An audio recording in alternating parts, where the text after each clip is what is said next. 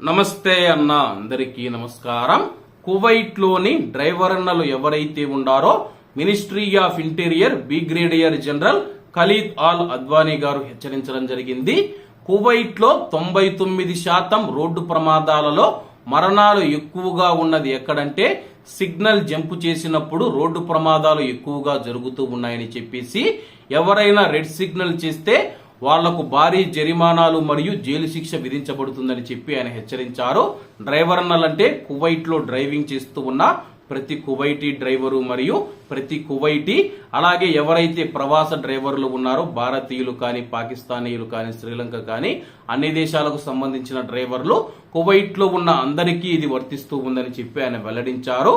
కొత్త చట్ట ప్రకారం ఎవరైనా మొదటిసారిగా డ్రైవింగ్ చేస్తూ రెడ్ లైట్ ను గాని ఎవరైనా జంపింగ్ చేస్తే కానీ వాళ్లకు 150 దినార్ల జరిమానా మరియు అలాగే వారికి మొదటిసారిగా అయితే మేము హెచ్చరిస్తామని చెప్పేసి అది పునరావృతమైతే కోర్టుకు సూచించబడుతూ ఉంది. అలాగే మళ్ళా ఎవరైనా సరే అదే పునరావృతం చేస్తే గాని, మళ్ళా రెడ్ సిగ్నల్ జంప్ చేస్తే గాని వాళ్లకు 600 దినార్ల జరిమానా మరియు 1 సంవత్సరం జైలు శిక్ష, వాళ్ళ యొక్క లైసెన్స్ రద్దు చేయబడుతూ ఉంది. అలాగే యొక్క వాహనం కూడా జప్తు చేయబడుతూ ఉందని చెప్పి ఆయన వెల్లడించారు.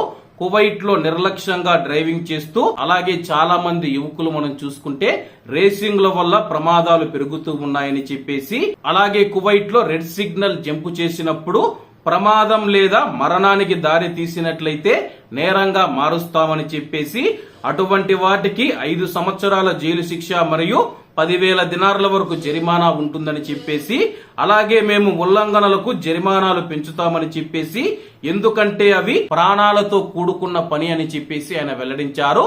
ప్రస్తుతం కువైట్ లో ఉన్న డ్రైవర్ అన్నలు ఎవరైతే ఉన్నారో, మనం రెడ్ సిగ్నల్ జంప్ చేసిన తర్వాత ఆ పక్క గ్రీన్ సిగ్నల్ వేస్తారు కదా, అక్కడ నుంచి వాహనాలు వచ్చినప్పుడు ఏదైనా ప్రమాదం జరిగితే గానీ 5 సంవత్సరాల జైలు శిక్ష మరియు 10,000 దినార్ల జరిమానా అంట.